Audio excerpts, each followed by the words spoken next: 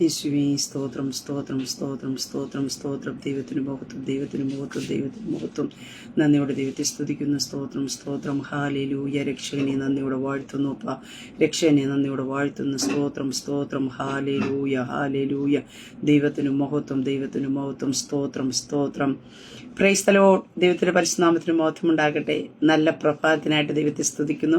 അനുഗ്രഹിക്കപ്പെട്ട ഒരു ദിവസം കൂടെ സ്വർഗത്തിലെ ദൈവം നമ്മുടെ ജീവിതത്തെ ദാനമായി തന്നതിനെ ഓർത്ത് നന്ദി നിറഞ്ഞ ഹൃദയത്തോട് ഞാൻ എൻ്റെ ദൈവത്തെ സ്തുതിക്കുന്നു, ദൈവത്തെ മഹത്വപ്പെടുത്തുന്നു. ഒരു ദിവസം കൂടെ ലൈവിൽ കടന്നു വന്ന് ദൈവത്തിന്റെ മാറ്റമില്ലാത്ത വചനവുമായിട്ട് പ്രിയ ദൈവമക്കളുടെ മധ്യത്തിലായിരിക്കാൻ സർവ്വകൃപാലുവായിരിക്കുന്ന ദൈവം അടിയന്റെ ജീവിതത്തിലും ഒരുക്കി തന്ന മകൾ ഭാഗ്യത്തിനായിട്ട് നന്ദിയോടെ ദൈവത്തെ സ്തുതിക്കുന്നു, ദൈവത്തെ മഹത്വപ്പെടുത്തുന്നു. ലൈവ് വാച്ച് ചെയ്യുന്ന എല്ലാ പ്രിയ ദൈവമക്കളെയും കർത്താവ് യേശു ക്രിസ്തുവിന്റെ നിസ്തുല നാമത്തിലുള്ള നന്ദിയെ അറിയിക്കുന്നു. ദൈവം ഈ പൽക്കാലം എല്ലാവരെയും അനുഗ്രഹിക്കട്ടെ. കഴിഞ്ഞ ദിനരാത്രികൾ നാം ആയിരുന്നിടത്തൊക്കെയും നമ്മെ കാത്തു പരിപാലിച്ച ദൈവത്തിന്റെ കൃപയ്ക്കായിട്ട്, ദൈവത്തിന്റെ വിശ്വസ്തതയ്ക്കായിട്ട് നന്ദിയോടെ ദൈവത്തെ സ്തുതിക്കാം. എത്ര തന്നെ ദൈവത്തെ സ്തുതിച്ചാലും മതിവരാത്ത രീതി ദൈവം നമ്മെ അതിശയമായിട്ട് അത്ഭുതകരമായിട്ട് ദൈവം നമ്മെ നടത്തി പരിപാലിക്കുന്ന എല്ലാ ദൈവത്തിന്റെ കൃപകൾക്കായിട്ട് നന്ദിയോടെ നമുക്ക് ദൈവത്തിന്റെ പാദപീഠത്തിലായിരിക്കാം. ഈ പൽക്കാലവും സർവശക്തനായ ദൈവം നമുക്ക് വേണ്ടി വൻ കാര്യങ്ങളെ ചെയ്യുവാനായിട്ട് ഇടയായിത്തീരും. ആ കർത്താവിനോട് ചേർന്ന് നിൽക്കാം. സ്വർഗത്തിലെ ദൈവത്തിന്റെ അത്ഭുത പ്രവൃത്തികൾ കാണുന്ന പകൽക്കാലം അത്രേ. ആമീൻ. സ്തോത്രം. ദൈവവചന ചിന്തയിലേക്ക് കടന്നു വരാം. സ്തോത്രം. പ്രിയ ദൈവമക്കളെ, നിങ്ങൾ ഇന്ന് അനുഭവിക്കുന്ന വിഷയത്തിനകത്ത് ചില മൗനം ദൈവം ചെയ്യുന്നുണ്ടെങ്കിൽ ഒരു കാര്യം ഞാൻ പറയട്ടെ, അതിനകത്ത് വലിയൊരു ദൈവീയ പ്രവൃത്തി വെളിപ്പെടുന്നതിന് വേണ്ടി അത്രേ. നിങ്ങൾ ഒത്തിരി കരയുന്നുണ്ടായിരിക്കാം ആ വിഷയത്തിനകത്ത് ഒരു ദൈവശബ്ദത്തിനു വേണ്ടി, അല്ലെങ്കിൽ ഒരു ദൈവപ്രവൃത്തിക്ക് വേണ്ടി. പക്ഷേ ചില സമയങ്ങൾ, ചില നാളുകൾ, ചില വർഷങ്ങൾ, ചില വിഷയത്തിനകത്ത് ദൈവം മൗനമായിട്ടിരിക്കുന്നുണ്ടെങ്കിൽ ഞാൻ പറയട്ടെ, വിശ്വസിക്കുക. ഹല്ലേലൂയ. അതിനകത്ത് വലിയ ദൈവിക പ്രവൃത്തികൾ വെളിപ്പെടും. അത് നിങ്ങൾ കാണുവാനായിട്ട് ഇടയായിത്തീരും. ദൈവത്തിന്റെ കൃപ ചലിക്കുവാനായിട്ട് ഇടയായി തീരും. സ്തോത്രം. ഉൽപ്പത്തി പുസ്തകം 22-ാം അധ്യായത്തിലേക്ക് കടന്നു വരുമ്പോൾ അതിന്റെ 1-2 വാക്യത്തിൽ ഇപ്രകാരം കാണുവാൻ സാധിക്കുന്നു. അപ്പോൾ അവൻ നിന്റെ മകനെ, നീ സ്നേഹിക്കുന്ന നിന്റെ ഏകജാതനെ ഇസ്ഹാക്കിനെ തന്നെ കൂട്ടിക്കൊണ്ട് മോറിയ ദേശത്ത് ചെന്ന് അവിടെ ഞാൻ നിന്നോട് കൽപ്പിക്കുന്ന ഒരു മലയിൽ അവന് ഹോമയാഗം കഴിക്ക എന്ന് അരുളി ചെയ്തു. അതിന്റെ 11-ാം വാക്യത്തിൽ നമുക്ക് തിരിച്ച് കാണുവാനായിട്ട് സാധിക്കുന്നുണ്ട്. ഉൽപ്പത്തി പുസ്തകം തന്നെ 22-ാം അധ്യായം അതിന്റെ 11-ാം വാക്യത്തിൽ കാണുവാൻ സാധിക്കുന്നു. ഉടനെ യഹോവയുടെ ദൂതൻ ആകാശത്ത് നിന്ന് അബ്രഹാമേ അബ്രഹാമേ എന്ന് വിളിച്ചു. ഞാനിതാ എന്നവൻ പറഞ്ഞു. ആമീൻ. സ്തോത്രം. ഈ 2 ഭാഗം എന്തിനു വായിച്ചെന്ന് ചോദിച്ചു കഴിഞ്ഞാൽ ഈ 2 ഭാഗത്തിനകത്ത് ഒത്തിരി വിടുതലുകൾ നടക്കുന്നുണ്ട്. പക്ഷേ ഒത്തിരി കാര്യങ്ങൾ, ഒത്തിരി പ്രോസസ്സിംഗിൽ കൂടെ കടന്നു പോകുന്നുണ്ടെങ്കിലും അവിടെ ഒന്നും ഒരു ദൈവശബ്ദം കേൾക്കുന്നില്ല. അതായത് 2-ാം വാക്കിൽ ദൈവത്തിന്റെ ശബ്ദം കേട്ട അബ്രഹാം പിന്നെ കേൾക്കുന്നത് ഒരു 11-ാം വാക്യത്തിനകത്ത്. അതിനകത്ത് ഒത്തിരി പ്രശ്നങ്ങൾ കടന്നു വരുന്നുണ്ട്, ഒത്തിരി വേദനകളൊക്കെ കടന്നു വരുന്നുണ്ട്. പക്ഷേ ഒത്തിരി ചോദ്യങ്ങളൊക്കെയും തന്റെ മുമ്പാകെ തന്റെ മകനിൽ നിന്നൊക്കെയും കേൾക്കേണ്ടി വരുമ്പോഴൊക്കെയും വിശ്വാസത്തിൽ നിൽക്കുന്ന അബ്രഹാമിനെ, വിശ്വാസത്തിന്റെ വാക്കുകൾ പ്രഖ്യാപിക്കുന്ന അബ്രഹാമിനെ കാണുവാൻ സാധിക്കുന്നു. നമുക്കറിയാം, ആ ഭാഗത്ത് നോക്കുമ്പോൾ നമുക്ക് കാണുവാൻ സാധിക്കുന്നു, അബ്രഹാമിനോട് സർവശക്തനായ ദൈവം പറയുന്നു, നിന്റെ ഏകജാതന്, നീ സ്നേഹിക്കുന്ന ഇസ്ഹാക്കിനെ മോറിയ മലയിൽ കൊണ്ടുപോയി മോറിയ ദേശത്ത് ചെന്ന് അവിടെ ഞാൻ നിന്നോട് കൽപ്പിക്കുന്നതായ ഒരു മലയിൽ അവന് ഹോമയാഗം കഴിക്കുക എന്ന് ഒരു അരുളപ്പാട് തനിക്ക് ലഭിക്കുന്നുണ്ട്. ഈ അരുളപ്പാട് കേട്ടിട്ട് നമുക്ക് കാണുവാൻ സാധിക്കുന്നുണ്ട്, അബ്രഹാം എന്ത് ചെയ്തു? ആ വാക്കനുസരിച്ച് അതികാലത്ത് എഴുന്നേറ്റ് കഴുതയ്ക്ക് കോപ്പിട്ട് എന്ത് ചെയ്യുന്നു? യാഗത്തിനുള്ള ബാക്കി സാധനങ്ങളെല്ലാം എടുത്തു ബാല്യക്കാരെയും ഇസ്ഹാക്കിനെ കൂട്ടി യാത്ര ചെയ്യുവാനായിട്ട് ഇടയത്തുന്നു. 2-ാം വാക്യത്തിനകത്ത് ഒരു ദൈവശബ്ദം കേട്ട അബ്രഹാം ഈ യാത്ര തിരിക്കുന്ന നിമിഷം മുതൽ പിന്നെ അവിടെ ഒരു ദൈവശബ്ദം കേൾക്കുന്നതായിട്ട് നമുക്ക് ആ ഭാഗത്തൊന്നും കാണുവാൻ സാധിക്കുന്നില്ല. പക്ഷേ അബ്രഹാമിന്റെ ജീവിതത്തിൽ ഒത്തിരി അനുഭവങ്ങളിൽ കൂടി താൻ കടന്നു പോകുന്നുണ്ട്. അവിടെ കാണുവാൻ സാധിക്കുന്നു, അബ്രഹാം ബാല്യക്കാരോട് പറയുന്ന ഒരു കാര്യമുണ്ട്, നിങ്ങൾ ഇവിടത്തോളം നിന്നുകൊള്ളുക, ഞാനും ബാലനും അവിടത്തോളം കടന്നുപോയി ആരാധന കഴിച്ചിട്ട് മടങ്ങി വരാം എന്നുള്ള വിശ്വാസത്തിന്റെ വാക്കുകൾ പ്രഖ്യാപിക്കുവാനായിട്ട് ഇടയെത്തീർന്നു. അത് മാത്രമല്ല, തന്റെ മകൻ തന്റെ ഹൃദയത്തെ തൊട്ടുകൊണ്ട് ഒരു ചോദ്യം ചോദിക്കുന്നുണ്ട്. അപ്പ യാഗത്തിനുള്ള എല്ലാം ഉണ്ട്, പക്ഷെ യാഗവസ്തു എവിടെ? സ്തോത്ര. ആ ചോദ്യത്തിന്റെ മുമ്പിൽ നമുക്ക് കാണുവാനായിട്ട് സാധിക്കുന്നു, യാതൊരുവിധ അവിശ്വാസത്തിന്റെ വാക്കുകൾ പ്രഖ്യാപിക്കാതെ അബ്രഹാം പറയുന്നുണ്ട്, ഒരു കാര്യം പറയുന്നുണ്ട്, ഇരിക്കുന്നുണ്ട്. ദൈവം കരുതിക്കൊള്ളും. ഹല്ലേലൂയ. എന്നെ കേൾക്കുന്ന പ്രിയ ദൈവ പൈതലെ, ഇവിടെ നമുക്ക് കാണുവാൻ സാധിക്കുന്നുണ്ട്. അവിടെ അബ്രഹാമിനോട് ദൈവം പറഞ്ഞു, നീ യാഗം അർപ്പിക്കുവാൻ നിന്റെ മകന്. പക്ഷേ ഈ ഒരു പ്രശ്നങ്ങളുടെ നടുവിലൊക്കെ ദൈവത്തിന്റെ ഒരു ശബ്ദം കേൾക്കാതെ താൻ യാത്ര ചെയ്യേണ്ടി വരുന്ന ഒരു അനുഭവമുണ്ട്. താൻ കടന്നു പോകുവാനായിട്ട് ഇടയത്തുന്നു. താൻ പതറിപ്പോയില്ല. താൻ മുന്നോട്ട് വെച്ച സ്റ്റെപ്പ്, താൻ കേട്ടതായ ദൈവ ശബ്ദം ദൈവത്തിൻ്റെതാണെന്നുള്ളൊരു തിരിച്ചറിവ് ഹല്ലേലൂയ തന്റെ ജീവിതത്തിൽ ഉണ്ടായിരുന്നു. എന്നെ കേൾക്കുന്ന പ്രിയ ദൈവ പൈതലെ, ഈ പകൽക്കാലം ഞാനും നിങ്ങൾ ചിന്തിക്കേണ്ട ഒരു കാര്യമുണ്ട്. നിന്റെ ജീവിതത്തിനകത്ത് ഒരു പ്രശ്നത്തിനകത്തായിക്കൊള്ളട്ടെ, നിന്റെ ജീവിതത്തെക്കുറിച്ച് അല്ലെങ്കിൽ നിന്റെ തലമുറയെക്കുറിച്ച് ദൈവം ഒരു കാര്യം പറഞ്ഞിട്ടുണ്ടെങ്കിൽ അതിനെ നിറവേറ്റുവാൻ ശക്തനായിരിക്കുന്ന ഒരു ദൈവമുണ്ട്. കാരണം എന്താ? എപ്പോഴും നിന്നോട് വന്നിരുന്നുണ്ട് വീണ്ടും വീണ്ടും സംസാരിക്കുന്ന ഒരു ദൈവമല്ല. കാരണം അതിനിടയിൽ കൂടി ഒത്തിരി പ്രോസസ്സിൽ കൂടി കടന്നു പോകേണ്ടി വരും. അവിടേക്ക് നിന്റെ വിശ്വാസത്തിന്റെ തലം എങ്ങനെയാണ് നിന്നെ പരിശോധിക്കുവാനായിട്ട് ഇടയെത്തില്ല.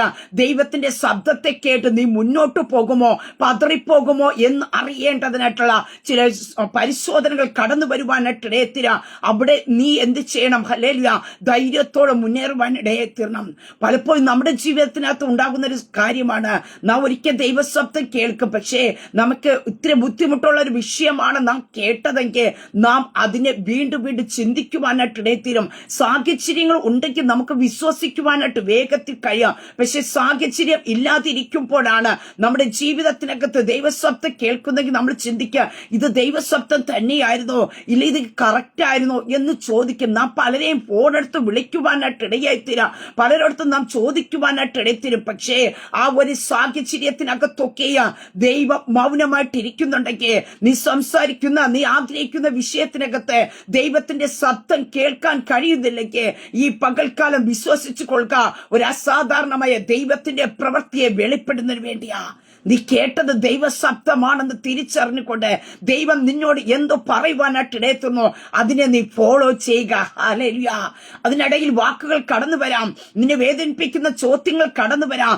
കയറ്റം വളരെയധികം വേദനിപ്പിക്കുന്നതായിരിക്കാം. കയറ്റത്തിനകത്ത് ഒത്തിരി നിരാശപ്പെടുത്തുന്ന അനുഭവങ്ങൾ കടന്നു വന്നിരിക്കാം. പക്ഷേ നിന്റെ കയറ്റത്തെ വേദന ഉളവാക്കുന്നതാണെങ്കിലും നിന്റെ ഇറക്കത്തെ ഹല്ലേലൂയ നീ കയറിയപ്പോ എന്തെല്ലാം ചോദ്യങ്ങൾ കടന്നു വന്നോ ആ ചോദ്യത്തിനെല്ലാം മറുപടി വെളിപ്പെടുത്തിക്കൊണ്ട് ഇറക്കുന്ന ഒരു സ്വർഗത്തിലെ ദൈവമുണ്ടെന്ന് ഈ പകൽക്കാലം പരിശുദ്ധാത്മ നിന്നോട് വിളിച്ചു പറയുക. സ്തോത്രം. ഹല്ലേലൂയ. രക്തത്താൽ ജയമെടുക്കുന്നു. അവിടെ കാണുവാൻ സാധിക്കുന്നു, യഹോവേ ആ ദൈവം പറഞ്ഞ സ്ഥലത്ത് അബ്രഹാം എത്തുവാനായിട്ട് ഇടയായി തീർന്നു. യാഗപീഠം ഉണ്ടാക്കി യാഗവസ്തുവിനെ കിടത്തി.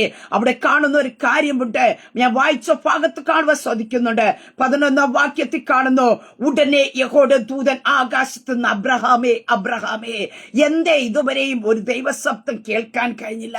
പ്രിയ ദൈവ പൈതലേ, വിശ്വാസത്തിന്റെ ചില അടിസ്ഥാനങ്ങൾ നിന്നെ ഉറപ്പിക്കേണ്ടതിനായിട്ട്, നിന്നോട് അരുളി ചെയ്ത ദൈവശബ്ദമാണെന്ന് ഉറപ്പിക്കേണ്ടതിനായിട്ട്, നീ മടന്നു പോകേണ്ട ദൈവത്തിന്റെ ശബ്ദത്തിന്റെ പിന്നാലെയാണെന്ന് നിന്നെ തിരിച്ചറിയിക്കേണ്ടതിനായിട്ട്, നിന്നെ ചില മേഖലയ്ക്കകത്ത് ചില വാക്കുകൾ അകത്ത് നീ തളർന്നു പോകാതെ നിന്നെ ഉറപ്പിച്ച് നിർത്തേണ്ടതിനായിട്ട്, ചില വിഷയത്തിനകത്ത് നീ എത്ര കരഞ്ഞാലോ ഉപവസിച്ചാലും പ്രാർത്ഥിച്ചാലും ദൈവം ചില മൗനതയുടെ അനുഭവങ്ങൾ വെളിപ്പെടും.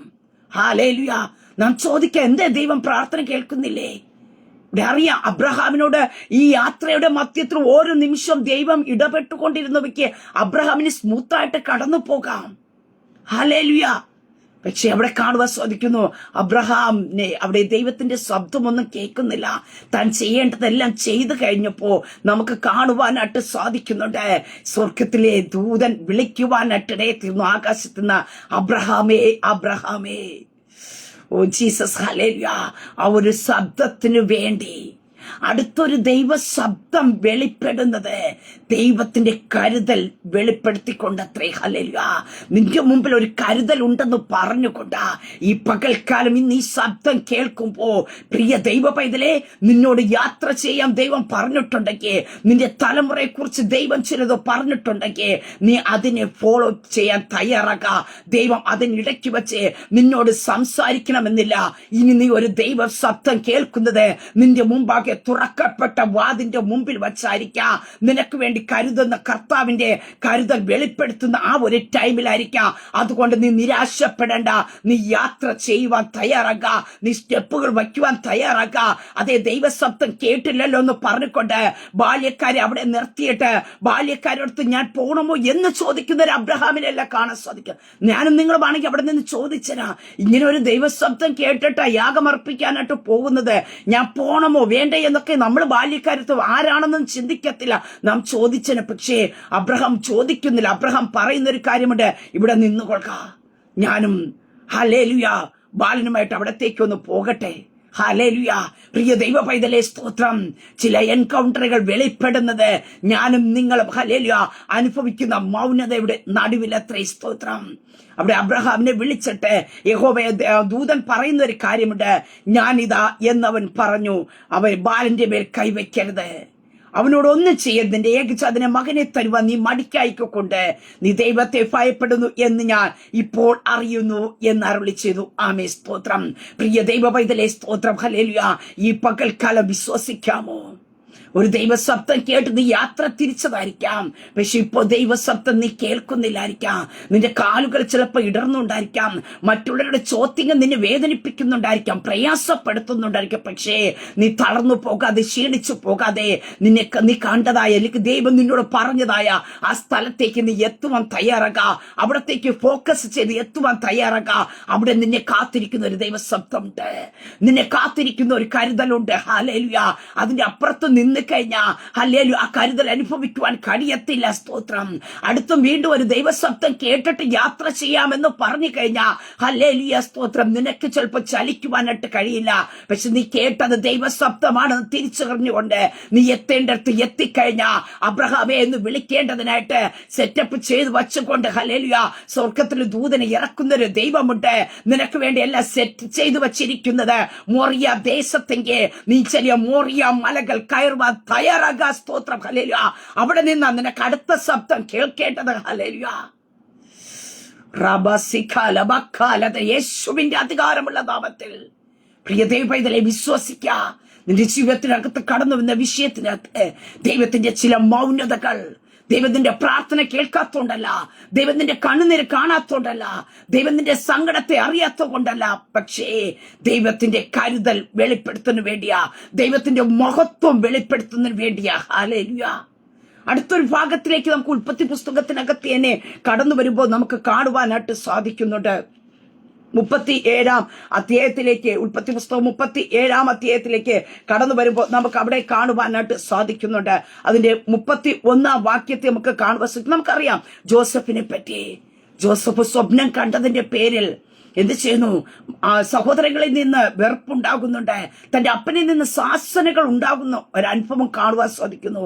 പക്ഷെ അതിനൊക്കെ നിൽക്കുമ്പോഴും നമുക്ക് കാണുവാൻ സാധിക്കുന്നുണ്ട് അപ്പൻ പറഞ്ഞത് അനുസരിച്ച് ജോസഫ് തന്റെ ഭവനം വിട്ട് തന്റെ സഹോദരങ്ങളുടെ ക്ഷേമ അന്വേഷണത്തിൽ പോകുവാനായിട്ട് ഇടയായി തീർന്നു. ആ യാത്രയെ നമുക്ക് കാണുവാൻ സാധിക്കുന്നു. ഇവന് ദൂരവേ വച്ച് കണ്ടിട്ട് ഇവനെ നശിപ്പിച്ചു കളയും, ഇവന്റെ സ്വപ്നം എന്തായി തീരും എന്നറിയേണ്ടതിനായിട്ട് അവനെ നശിപ്പിക്കുവാനായിട്ട് ദുരാലോചനകൾ നടത്തുവാനായിട്ട് ഇടയെ തീർന്നു.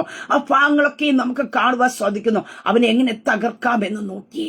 എന്നിട്ട് അവർ പറയുന്ന ഒരു കാര്യമുണ്ട്. ഒടുവിൽ അവന്റെ വസ്ത്രം ഊരിയിട്ട് അപ്പനോട് ചെന്ന് പറയണമല്ലോ, അപ്പൻ സ്നേഹിക്കുന്ന മകനാണല്ലോ, അപ്പോൾ അപ്പന്റെ അടുത്ത് ചെന്ന് ഒരു കാര്യം പറയണം. അപ്പോൾ അവർ പറയുന്ന ഒരു കാര്യമുണ്ട്. അതിന്റെ 31 വാക്യത്തിൽ കാണുവാനായിട്ട് സാധിക്കുന്നുണ്ട്. പിന്നെ അവർ ഒരു കോലാട്ടുകുറ്റിനെ കൊന്ന് ജോസഫിന്റെ അങ്കി എടുത്ത് രക്തത്തിൽ മുക്കി അവർ നീല അങ്കി തങ്ങളുടെ അപ്പന്റെ അടുക്കൽ കൊടുത്തയച്ചു. ഇത് ഞങ്ങൾക്ക് കണ്ടു കിട്ടി, ഇത് നിന്റെ മകന്റെ അങ്കിയോ അല്ലയോ എന്ന് നോക്കേണം എന്ന് പറഞ്ഞു.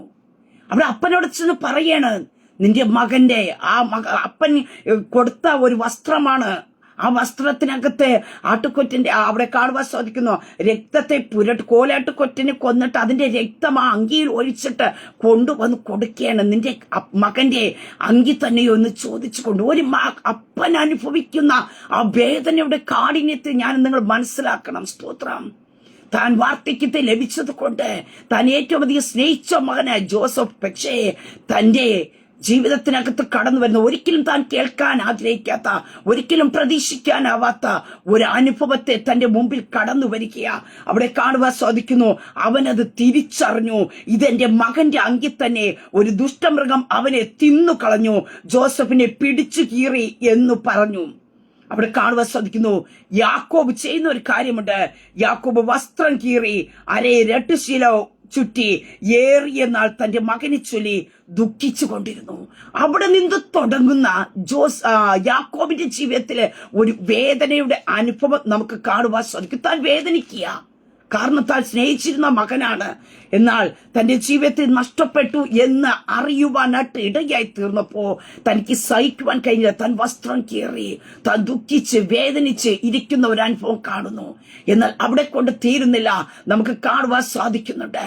അവിടെ നിന്നൊക്കെ നമുക്ക് കടന്ന് തിരിച്ച് 46-ാം അധ്യായത്തിലേക്ക് നമുക്ക് കടന്നു വരുമ്പോ, 45-ാം അധ്യായത്തിലേക്ക് നമുക്ക് കടന്നു വരുമ്പോ അവിടെ കാണുവാനായിട്ട് സാധിക്കുന്നുണ്ട്. ഈ സഹോദരങ്ങളെല്ലാം തിരിച്ചു മടങ്ങി വന്നിട്ട് 26-ാം വാക്യത്തിൽ അവിടെ സഹോദരങ്ങൾ പറയുന്നുണ്ട് അവനോട്, യാക്കോബിനോട്, ജോസഫ് ജീവനോടെ ഇരിക്കുന്നു, അവൻ മിസ്രൈമിൻ ദേശത്തിനൊക്കെയും അധിപതിയാകുന്നു എന്ന് പറഞ്ഞു. അപ്പോൾ യാക്കോബ് സ്തംഭിച്ചു പോയി, അവർ പറഞ്ഞത് വിശ്വസിച്ചില്ല.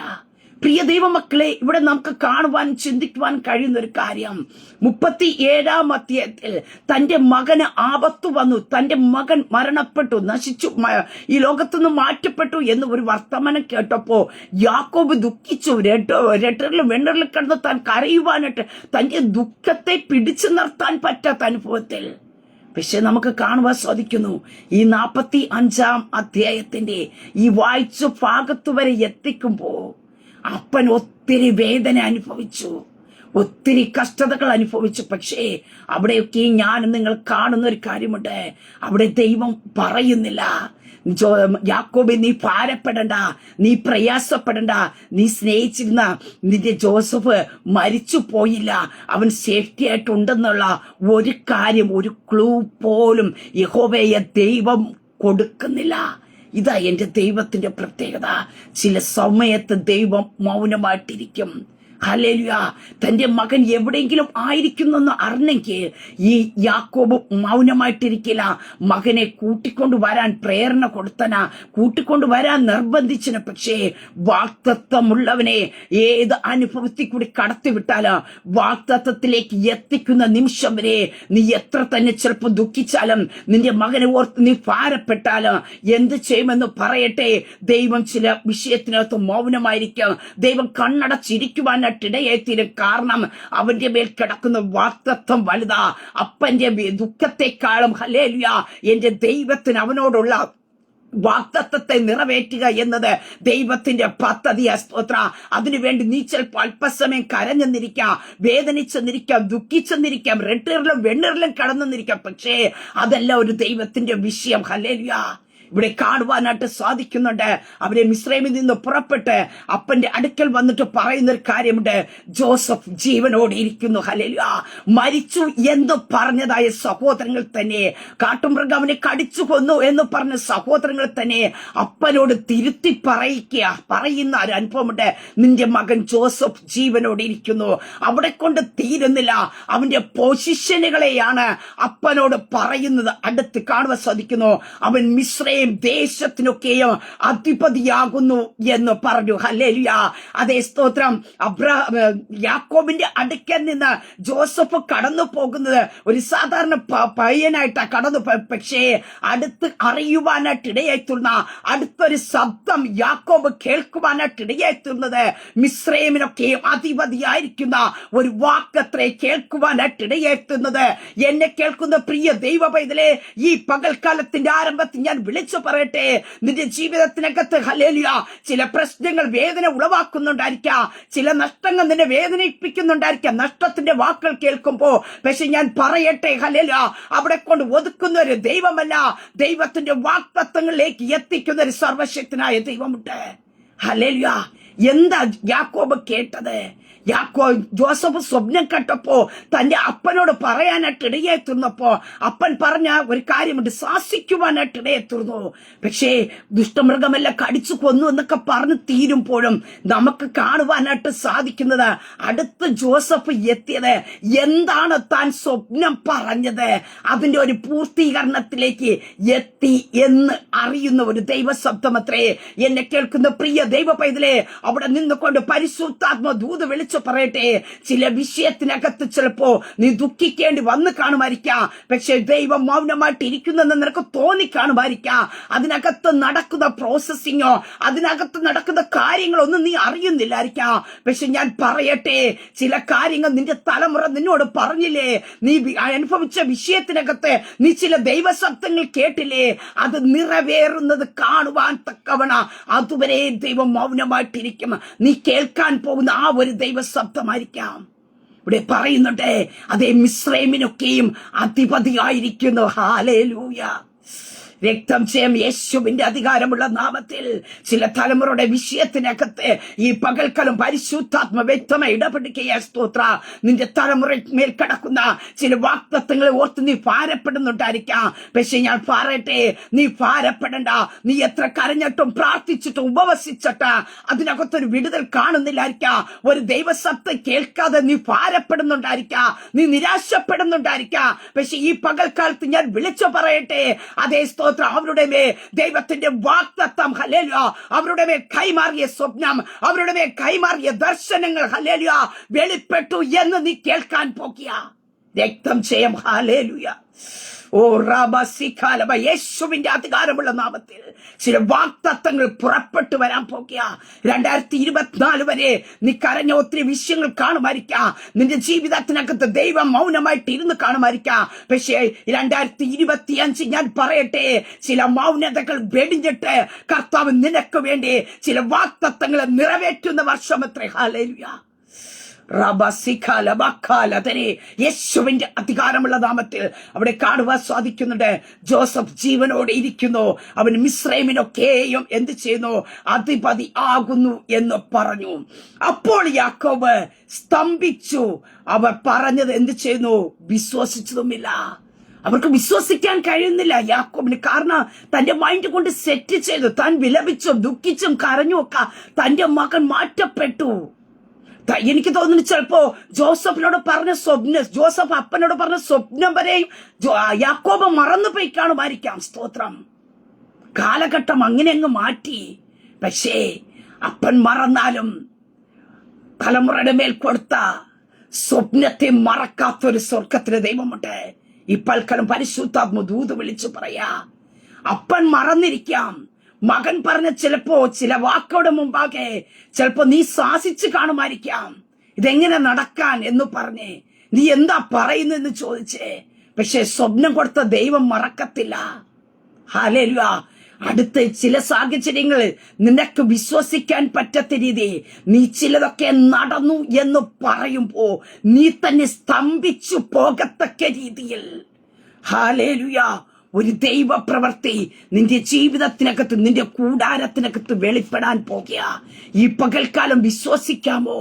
യാക്കോബിന് അത് കേട്ടിട്ട് അങ്ങോട്ട് വിശ്വസിക്കാൻ കഴിഞ്ഞില്ല, സ്തംഭിച്ചു പോയി. ഹല്ലേലൂയ. അതെ, ഒട്ടും പ്രതീക്ഷിക്കുന്നില്ല ഇങ്ങനെ ഒരു മറുപടി വെളിപ്പെടുമെന്ന്. എന്നെ കേൾക്കുന്ന പ്രിയ ദൈവപൈതലേ, സാഹചര്യങ്ങൾ കൊണ്ട് നിന്റെ പ്രതീക്ഷകൾ അസ്തമിച്ച് കാണുമായിരിക്കാം. ഇവിടെ കൊണ്ടെല്ലാം തീർന്നു എന്ന് പറഞ്ഞു കാണുമായിരിക്കാം. പക്ഷെ ഈ പകൽക്കാലം ഞാൻ വിളിച്ചു പറയട്ടെ, നീ സ്തംഭിച്ചു പോകത്തക്ക രീതി, നിനക്ക് പോലും വിശ്വസിക്കാൻ പറ്റാത്ത രീതിയിൽ ഒരു ദൈവിക പ്രവൃത്തിയുടെ കരം ദൈവം നിനക്ക് വേണ്ടി വെളിപ്പെടുത്തുവാനായിട്ട് ഇടയായി തീരും. സ്തോത്രം. അതാ 126 സങ്കീർത്തന 1 വാക്യത്തിൽ കാണുവാൻ സാധിക്കുന്നു. യഹോവ സിയോന്റെ പ്രവാസികളെ മടക്കി വരുത്തപ്പോ ഞങ്ങൾ സ്വപ്നം കാണുന്നവരെ പോലെ ആയിരുന്നു. അങ്ങനെ ഒരു മേഖല, ഹല്ലേലൂയ, ഇത് ഞാൻ യാദൃശ്ചികമായിട്ട് ഞാൻ അനുഭവിക്കുന്നത് തന്നെയാണോ? ഞാൻ കേൾക്കുന്നത് ദൈവ സ്തോത്രം എന്റെ ജീവിതത്തിൽ റിയലായിട്ട് നടക്കുന്നത് തന്നെയാണോ?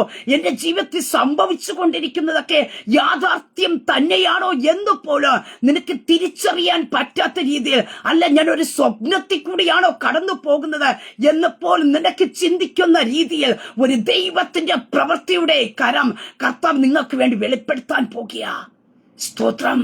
ചിലതൊക്കെ നിന്റെ ജീവിതത്തിനകത്ത് സംഭവിക്കുമ്പോ നീ ചിന്തിക്കും, ഞാൻ ഒരു സ്വപ്നമാണ് കാണുന്നത്.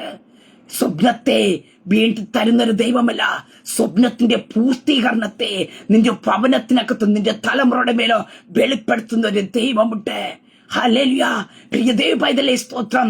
നിന്റെ തലമുറയുടെ മേൽ ദൈവം ചില സ്വപ്നങ്ങൾ കൈമാറിയെങ്കിൽ, ചില ദർശനങ്ങൾ കൈമാറിയെങ്കിൽ അതിലേക്ക് എത്തിക്കുന്ന ഒരു സ്വർഗത്തിലെ ദൈവമുണ്ടെന്നുള്ള കാര്യം മറന്നു പോകരുത്. സാഹചര്യങ്ങൾ പ്രതികൂലമായിരിക്കാം.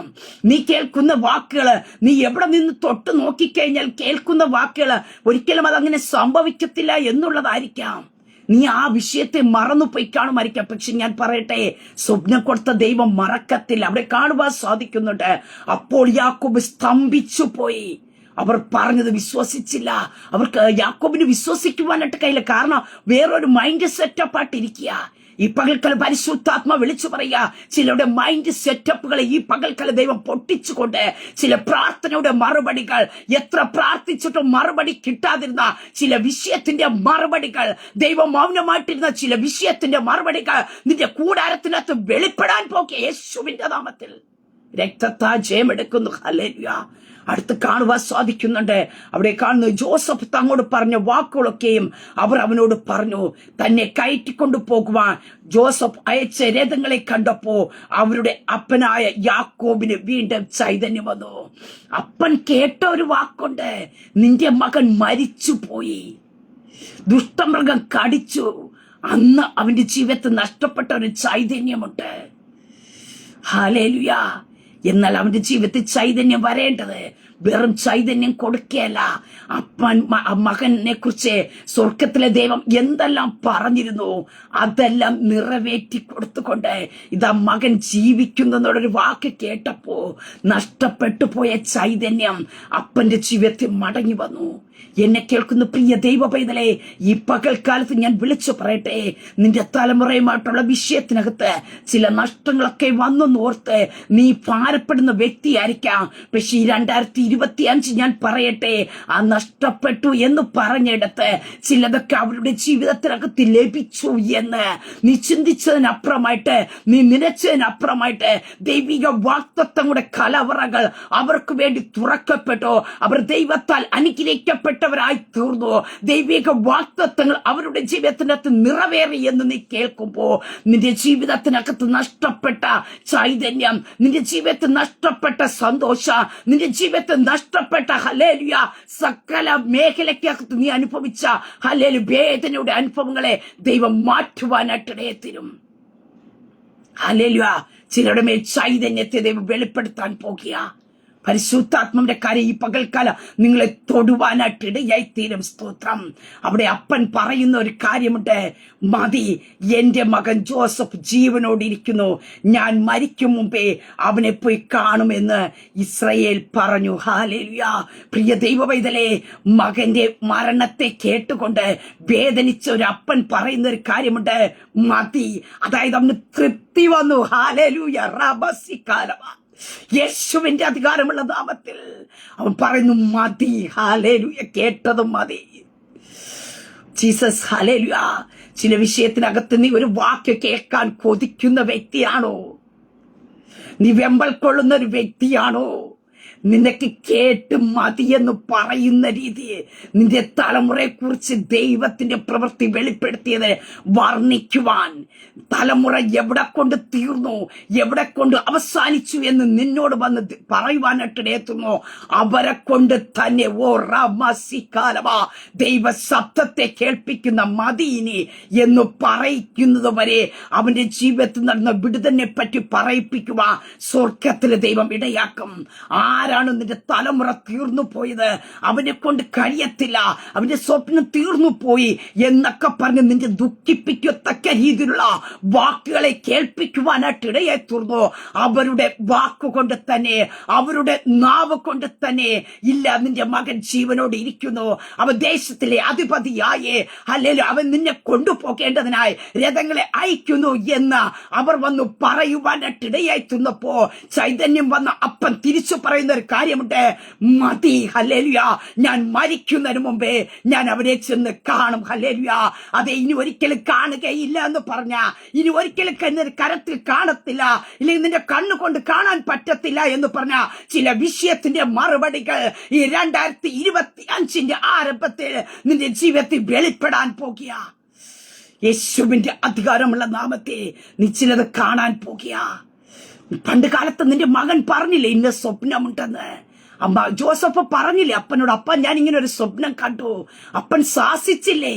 നീ എന്താ പൊട്ടത്തനമാ പറയുന്നത് എന്ന് പറഞ്ഞ് ശാസിച്ചില്ലേ?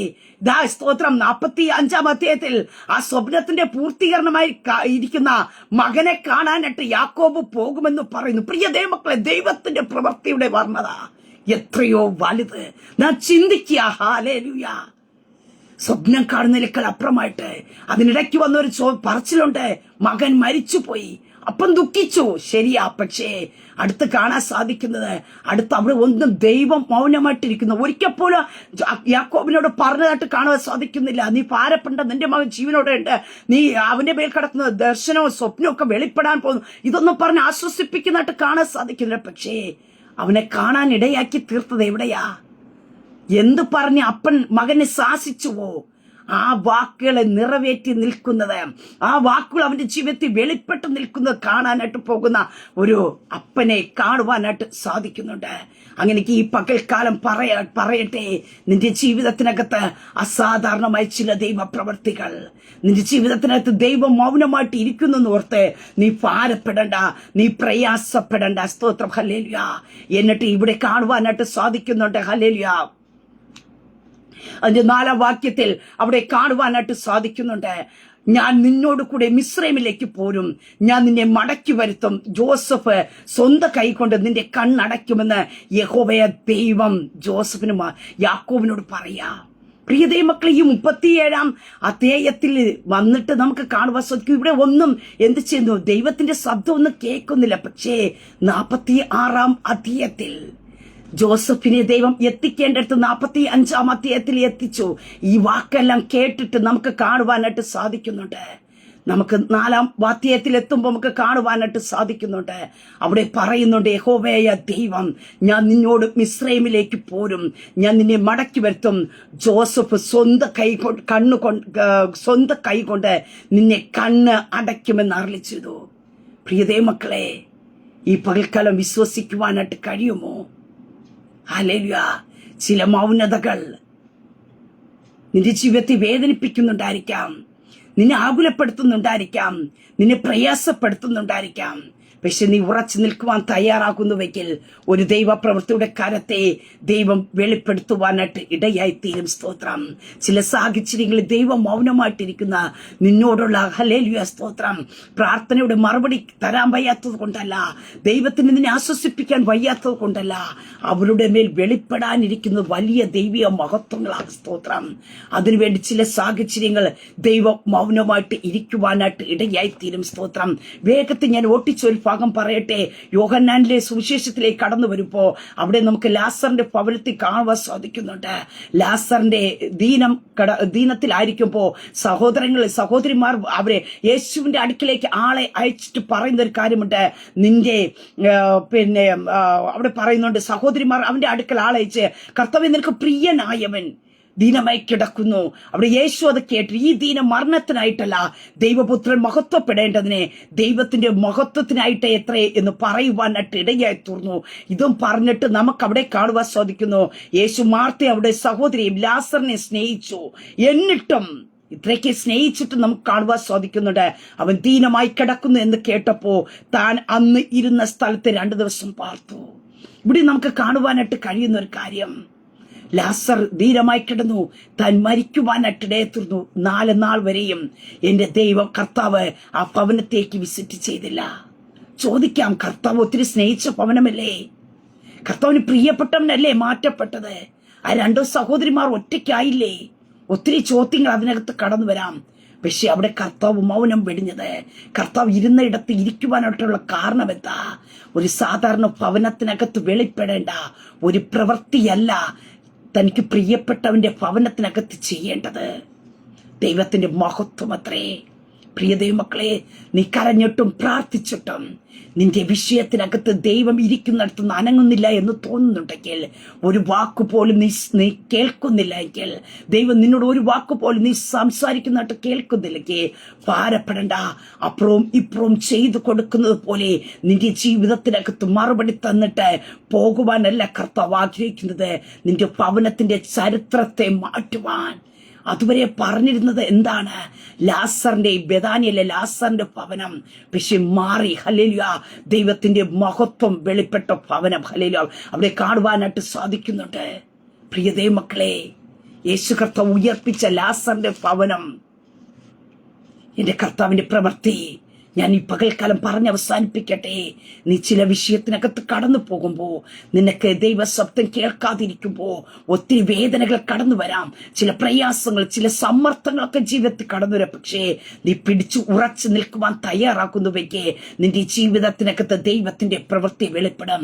ദൈവം മൗനമായിരിക്കുന്നു എന്ന് ഏതെങ്കിലും വിഷയത്തിനകത്ത് നിനക്ക് തോന്നുന്നുണ്ടെങ്കിൽ, എന്നെ കേൾക്കുന്ന ദൈവ പൈതലേ, നിന്നോട് പരിശുദ്ധാത്മാ ഞാൻ വിളിച്ചു പറയട്ടെ, അതിനകത്ത് നീ സ്വപ്നം കാണുന്നത് പോലെയുള്ള ചില ദൈവിക പ്രവർത്തികൾ, ദൈവത്തിന്റെ മഹത്വം, ഹല്ലേലൂയ, അതിനകത്ത് വെളിപ്പെടുന്നതിന് വേണ്ടി എത്ര. ഹല്ലേലൂയ. നീ മാറി മാറി ചിലപ്പോൾ പലരെയും ദൈവശബ്ദം കേൾക്കുന്നതിന് വേണ്ടി തിരക്കി വിളിക്കുന്നുണ്ടായിരിക്കാം, ഫോൺ എടുത്ത് വിളിക്കുന്നുണ്ടായിരിക്കാം. എന്നാൽ അപ്പുറത്തെ സൈഡിൽ നിന്ന് നീ പ്രതീക്ഷിക്കുന്ന ഒന്നും കിട്ടുന്നില്ലായിരിക്കാം. പലരെയും വിളിച്ച് പ്രാർത്ഥിക്കുവാൻ വിളിക്കുന്നുണ്ടായിരിക്കാം. പക്ഷെ നീ ഭാരപ്പെടുന്ന വിഷയത്തിനകത്ത് ആരും നിന്നോട് ആ വിഷയത്തെ തൊട്ട് സംസാരിക്കുന്നില്ലായിരിക്കാം. പക്ഷെ ഈ പകൽക്കാലം നീ വിശ്വസിക്കുക, നീ ഉറപ്പോടെ ആയിരിക്കാം, നീ ധൈര്യത്തോടെ ആയിരിക്കാം. ആ വിഷയത്തിനകത്ത് നിന്റെ ചിന്തകൾക്കപ്പുറമായിട്ട് നിന്റെ കണ്ണുകൾ കൊണ്ട് യാക്കോബ് സ്തംഭിച്ചോ, അവന് വിശ്വസിക്കാൻ പറ്റിയില്ല എന്ന് കാണുക. അതുപോലെ ഒരു ദൈവിക പ്രവൃത്തി, ഹല്ലേലൂയ, യേശുവിന്റെ നാമത്തെ, ഹല്ലേലൂയ, നിന്റെ ജീവിതത്തിനകത്ത് നീ ഭാരപ്പെട്ട, ദൈവം മൗനമായിട്ടിരുന്നു എന്ന് പറഞ്ഞ ചില വിഷയത്തിനകത്ത് എന്റെ കർത്താവിന്റെ കരം ചലിക്കുവാനായിട്ടിടയത്തിന് ചില വിടുതലുകൾ നീ കാണും. മതി എന്ന് പറയത്തക്ക രീതി, ഹല്ലേലൂയ.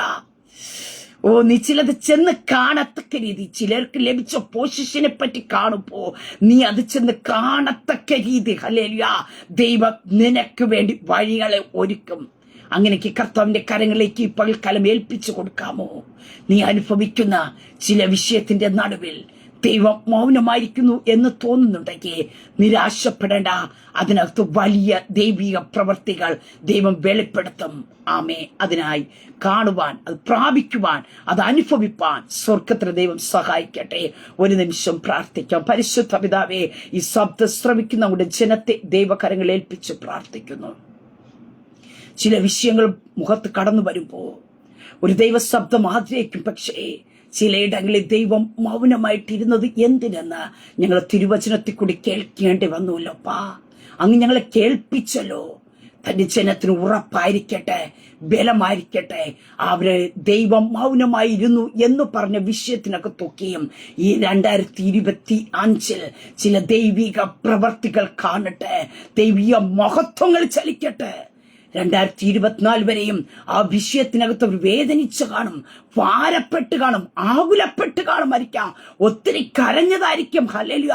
എന്തേ കർത്താവേ നീ എന്നോട് സംസാരിക്കാത്തത് എന്നുള്ള ചോദ്യങ്ങൾ മുന്നിൽ വന്ന് കാണും. പക്ഷേ ചോദ്യത്തിന് മറുപടി വെളിപ്പെടുത്തുന്ന ഒരു വർഷമായി തീരട്ടെ. അങ്ങ് സംസാരിച്ചു തുടങ്ങുന്ന വർഷമായി തീരട്ടെ. യേശുവിന്റെ നാമത്തിൽ ചില മറുപടികൾ തന്റെ ജനത്തിന്റെ മേൽ വെളിപ്പെടട്ടെ. നമ്മുടെ ജനത്തെ ദൈവകരങ്ങളിൽ ഏൽപ്പിച്ച് പിതാവിന്റെ പുത്രന്റെ പരിശുദ്ധാത്മാവിന്റെ നാമത്തിൽ അനുഗ്രഹിച്ച് പ്രാർത്ഥിക്കുന്നു. പ്രാർത്ഥനയായിട്ട് അനുഗ്രഹിക്കുന്ന സ്തോത്ര മഹത്വം അങ്ങേക്കായി തരുന്നു. യേശു കർത്താവിന്റെ നാമത്തിൽ തന്നെ. ആമേ, ആമേ, ആമേ. ദൈവം എല്ലാവരെയും അനുഗ്രഹിക്കട്ടെ. God bless you all.